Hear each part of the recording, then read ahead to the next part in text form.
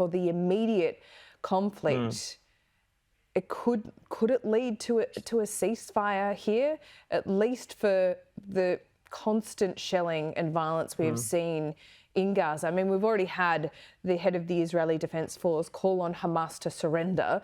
I imagine that is going to fall on deaf ears. There are still fighters, Hamas fighters in southern Israel, in places like Rafah. But could this be the first steps to the beginning of the end of the intense violence we've seen for the last year?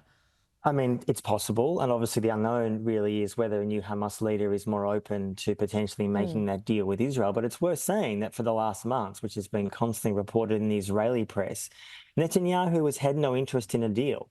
No interest in a deal, where a lot of the hostages' families in Israel who had their loved ones taken on October 7 last year have been crying out for that deal. Isn't there? Yes, there's always for sure. This could be one of those. It could be. Naively, but it could be. Yes, look, it's possible. Of course it's possible. And obviously I'd very much hope that war ends. But it's worth saying, since Sinwar was killed, Benny Gantz, the so-called opposition leader, Netanyahu himself, have said openly, both in speeches and on social media, the war continues and will do so for years.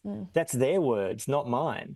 So, yes, we have to hope that there's some circuit breaker or some ceasefire, at least a cessation of conflict to get hostages out on both sides, by the way. Israel has taken thousands of Palestinian civilians, including many of whom have been raped and tortured and killed since October 7 with no connection to terrorism. Any negotiated end of any new Hamas leader will demand that many of those get released as well. So, and it's also worth saying that the US has said very clearly that there will be no pressure on Israel to end this conflict, despite the rhetoric we hear from Biden or Harris or even maybe Trump, that there's no pressure. There's no desire to put an arms embargo on Israel, to stop the flow of weapons. So ultimately, where is the Israeli incentive to end the war beyond getting their hostages out, which so far they've shown no interest really in doing? Antony, we wait to see what happens here. You cannot defeat an ideology, but certainly Israel has defeated what was the head of the snake for now. But as you point out, that often grows back. We'll speak to you again soon. Thanks so much. Thanks so much, Laura.